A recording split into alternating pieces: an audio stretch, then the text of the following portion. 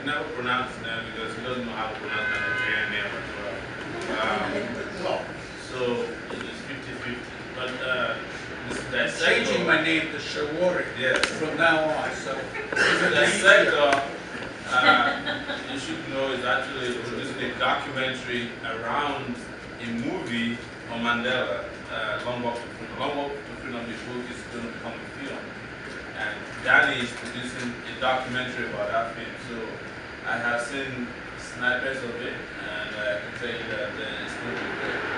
So Danny, how do you dissect the news coming out of Egypt, especially from the brothers here, who have refused to call this a massacre? And is it because the U.S. have, also domesticated the idea of abusing some people so much? It doesn't make any sense anyway. So we're talking about abuse abroad. First of all, thank you, Lisa, for inviting me. Thank you, folks, for hearing the perspective of a non-specialist, non-Egyptian, non-Human Rights Watch member, non-lawyer, and non-editor.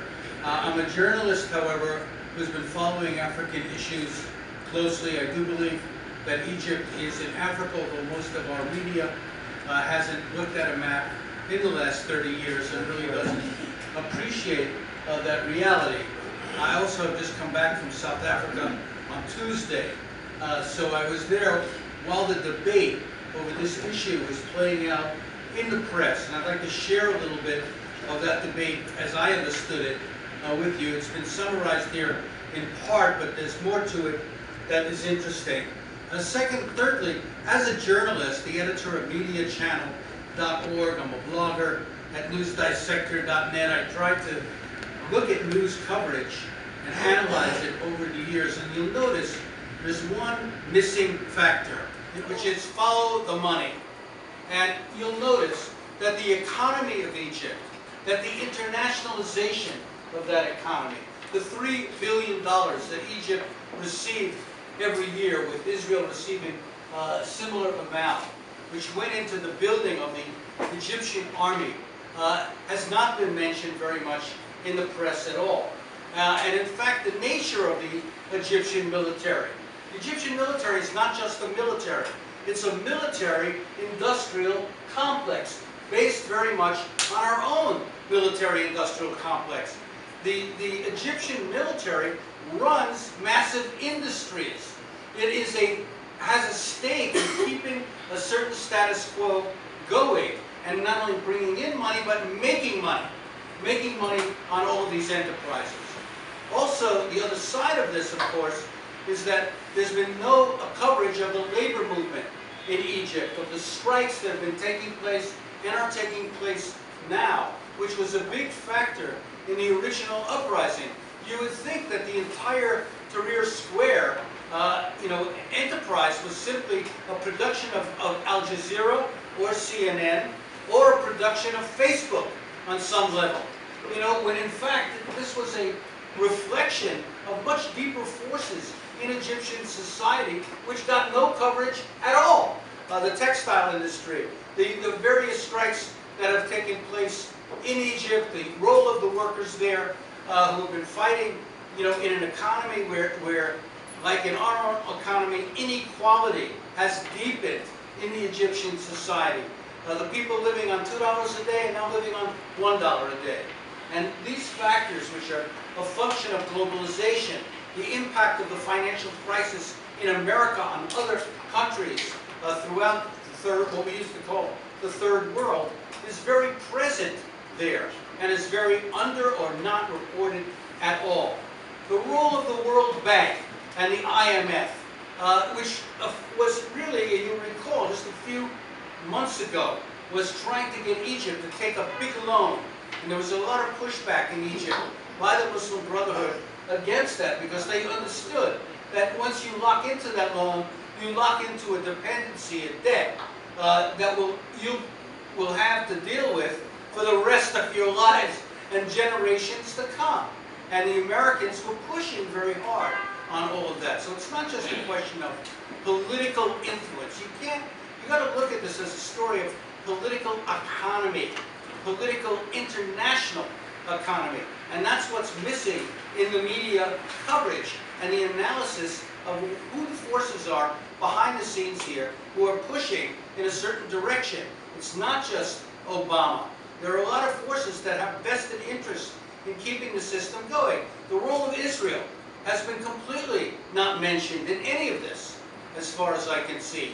You know, Israel has been very smart not to be out front visibly making statements and the like, but nevertheless plays a very big covert role here. Everybody knows it who deals with Egypt, and yet it isn't mentioned at all. So these are some of the areas that I would suggest we look at more closely if we want to understand what's happening. We mentioned Mr. Snowden, who today finally left the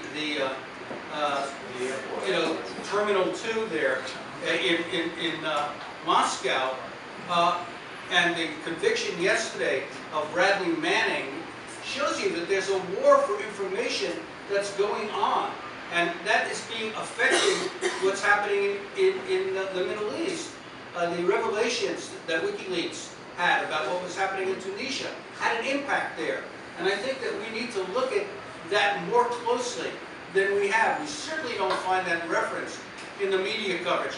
The media loves a big rally. They love a big mass event which they can go to, and particularly if there's a battle going on or a fight, they love that.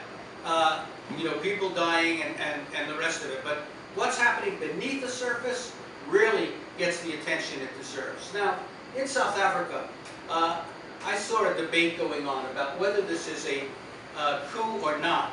And the people that I respected there were certainly arguing that it is a coup. Obviously, it's a coup. The military basically suspended, and took over a democratic government. And, the people in South Africa who fought for all these years to have a democratic government, as imperfect as it might be, and as fraught with corruption and other problems as it might be, nevertheless, do not look kindly on a military stepping in and intervening. And that was certainly in the transition in South Africa one of the big fears, that somehow the renegade forces of the apartheid system would take over. And they tried to make that impossible.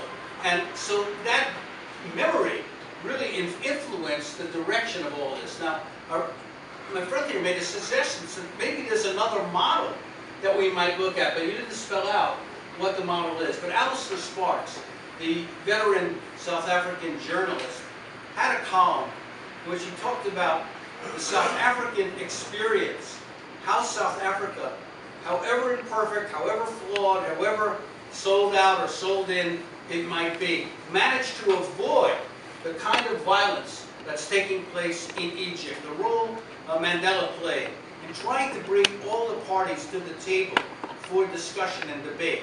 And he contrasted that with Morsi's inability to reach out to other forces, to integrate them in the process into some negotiating framework, to try to diffuse conflict, to try to diffuse violence.